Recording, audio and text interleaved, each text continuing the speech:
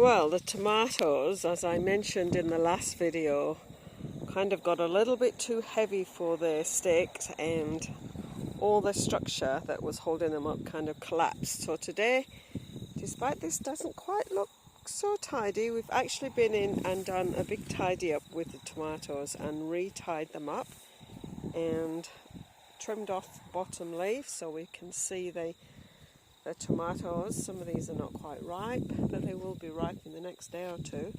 So we've now got access to a lot more of the tomatoes, and they're off the ground. There's still quite a bit of ripening to happen. There's still a few leaves there. I could have probably been a bit more ruthless with leaves trimming, but yeah, I've given them a big drink, and we're heading for some rain tonight, so tomorrow rather, so we should do a lot better.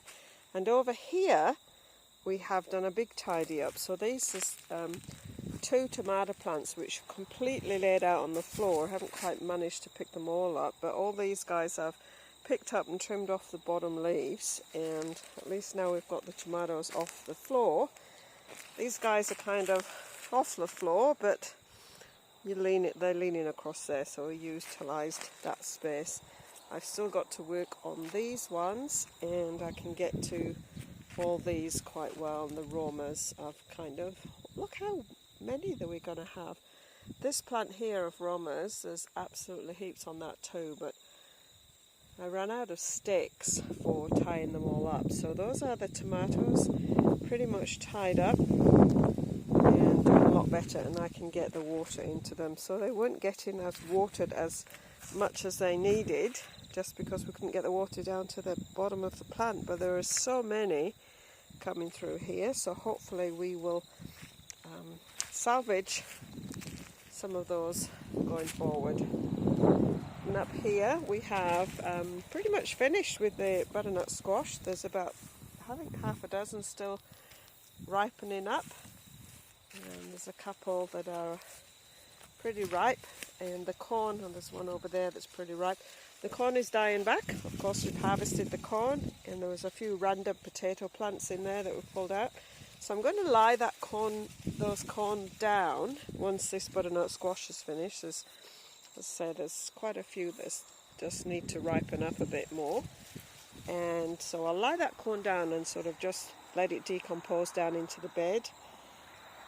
These yellow tomatoes are coming. They're not really coming to the end. There's a few leaves that have gone a bit brown and stuff, but there is so many of these little yellow cherry tomatoes on this plant. There's huge little what do you call them, little vines of them, heaps of them, so there's still a lot to come there. Again, the the sunflowers, a lot of them did a second flower, which was quite cute.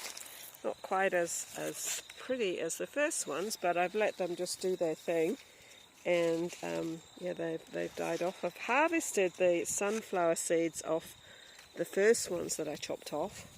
So again, these are, I probably won't harvest these seeds, but I'm going to just lay these stalk things down in the bed when I settle the bed down for winter. I've still got beans coming through, so I'm picking the beans. Not my husband's most favourite veggie, I must admit, but those are picking those beans up. So we're getting there. We've got a bit of work still. Told you about the harvesting of the potatoes. I was really happy with my watermelons. I think I've got two more that may or may not ripen up in here. There's one sort of over there. I don't know if you can see it. Sort of hidden over there. And then we've got, I think I've got 4 pumpkins on this frame here. So I'll wait a bit. They're not quite ready to harvest. But it's kind of in that autumn. We've got about a month left of summer, so we've still got a little bit of growing time, and everything is starting to die away. We've got a couple of courgettes off this plant earlier, and there's one more coming there. So that's done quite well. Let me just have a look. So we've got the kumara patch here, and they say when the leaves start to yellow off, you're getting close to harvest. So I think probably not too far away from thinking about checking out what we've got in the kumara pile. So hopefully, I love kumara, so hopefully we've got quite a few. And again, the pumpkins here, I think we've about 15 pumpkins in this space, and the leaves are starting to die off. Well, some of them are still growing away. And yeah, we'll pick out the pumpkins. Pumpkin in the supermarkets at the moment is like super expensive. We've got quite an abundance. Underneath all this Timothy grass is more kumara, and we've also got yams. So this is yam, and they need quite a bit longer in the ground, so probably have to harvest round them and hopefully not disturb them. So a nice crop of Timothy grass. We've got some nightshade growing over there and more kumara over here. So this one is just spreading. In this space here, I harvested a few potatoes earlier in the week and a bit more yams. So this has been cleaned up a little bit. So I will come and put some straw on top of the yams because they will go through to probably June. They say after a frost to harvest the yams. So it's starting to, it's still looking a little bit random and overgrown, but it's starting to get towards harvesting time for quite a few of our crops here, and then we'll start thinking about putting in some winter crops.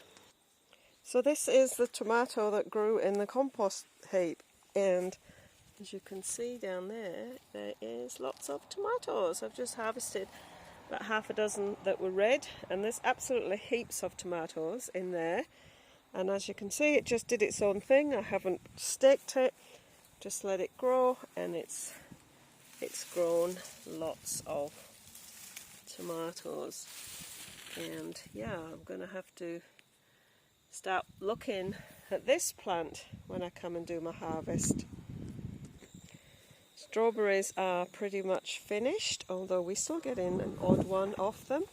The hens, these girls here, they come and talk to me when I'm near the strawberries because they're quite partial to the strawberry. So they did really well this season. And the blackberry has taken over the space a bit more than it should. There is a little bit of a job there to persuade it to not spread out all over the garden, so it's going really crazy. It's thornless blackberry, which is awesome because that would be a nightmare had it got lots of thorns on. So I'm going to have to figure out what to do with this for next season.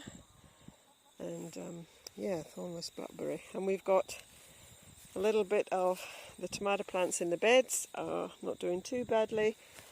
And this one I gave it a bit of a prune, so we've got quite a few tomatoes on there that are ripening up nicely.